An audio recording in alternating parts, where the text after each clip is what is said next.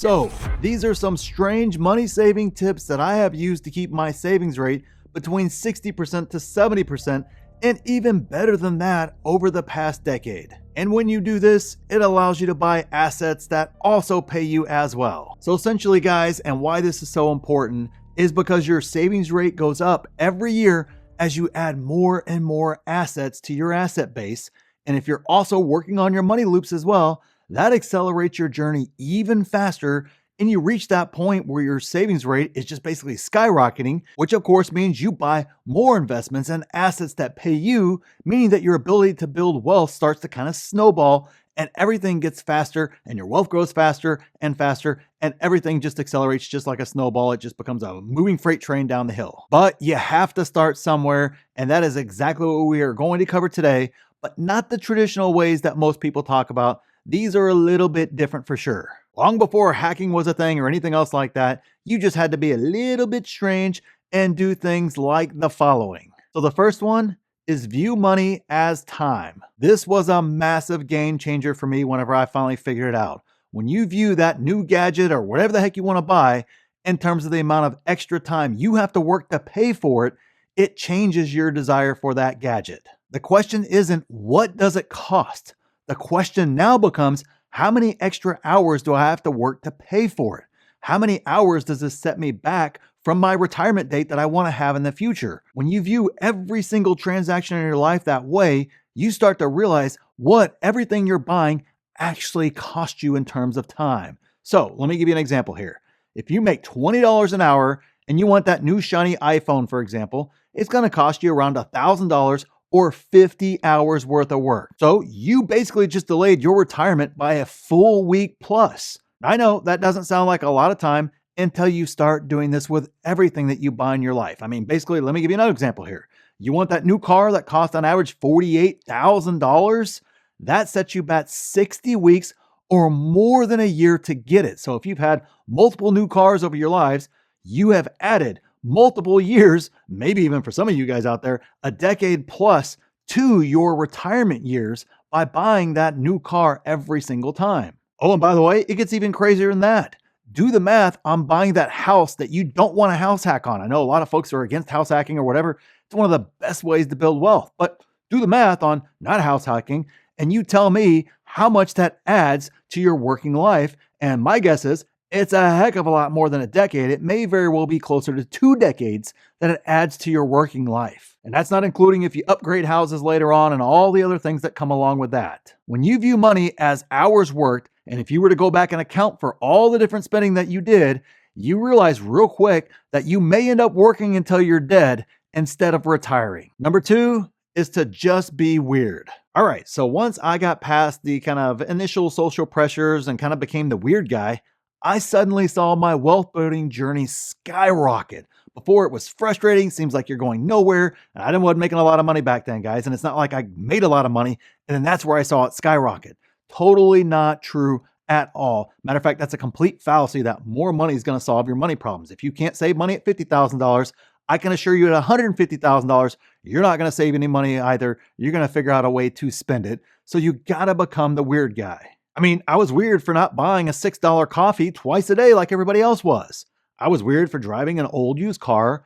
I was weird because I didn't have cable, which just seemed unfathomable to most people at the time. This was before, streaming and all other good stuff like that. I was weird to house hack and buy a duplex that had my tenants paying the mortgage for me. I even showed the math, but I was still the weird one. I was the odd one that just, what are you doing? That just doesn't make any sense. I was weird for starting more side hustles instead of watching football on Sundays. And I love football, but I decided to trade one for the other. I mean, seriously, guys, the Cowboys were winning Super Bowls the last time I paid any real attention to the NFL, and I absolutely love it. But I needed time somewhere, and I had to take it from there in order to start side hustles that have obviously built me an incredible amount of wealth during that time, and I wouldn't change that decision for anything. And if you thought I was weird back then, I'm even weirder now, because for some reason, society has shifted to where now the person spending every dime and then taking on debt to buy even more and wasting every minute of their lives on non-value add activities, like scrolling social media or whatever the case is, they're normal.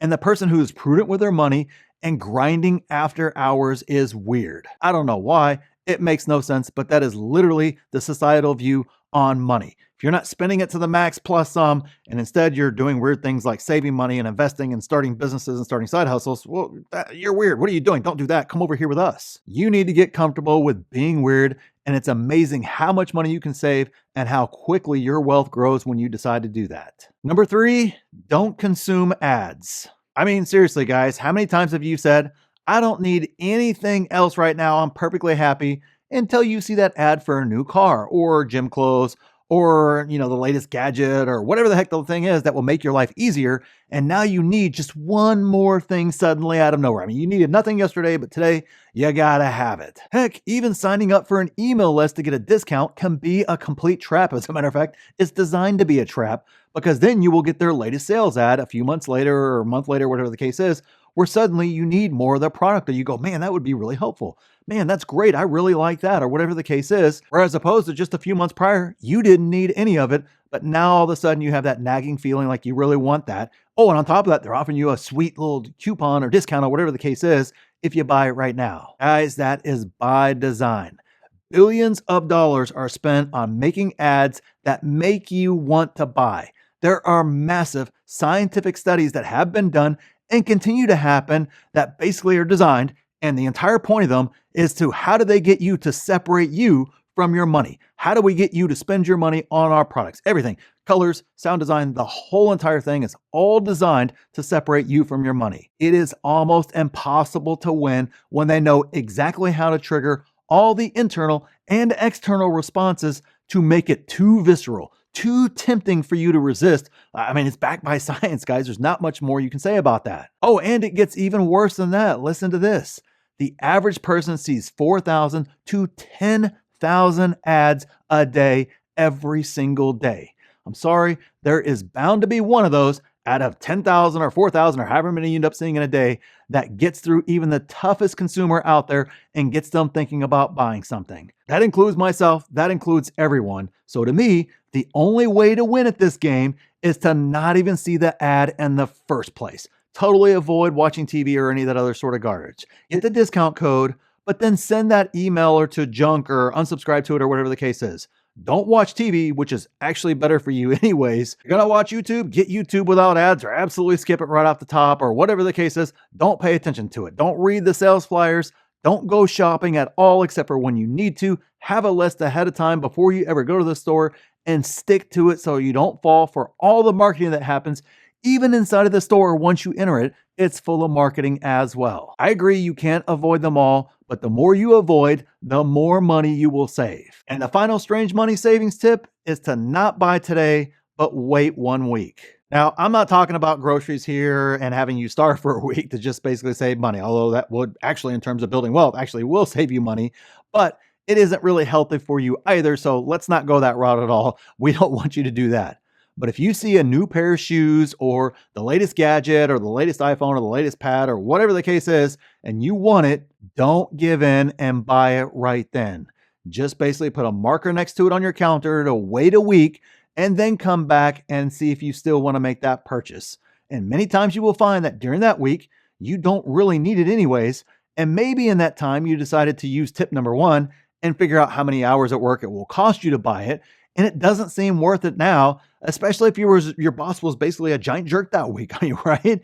That may very well take away any desire to buy it if it means you have to work just 1 more hour with that idiot boss that you have that drives you absolutely bonkers. And the reality is, you probably saved yourself from owning something you don't need anyways. And by the way, guys, if you didn't know, looking poor can actually make you rich, which we talk about in this video right here. So make sure you check that video out. And if you want to be financially free with $300,000 and be able to retire in just 1 year, make sure you check out the pinned comment for the blacklist, where that program is designed to do exactly that. So thanks for watching, and we'll see you in the next video.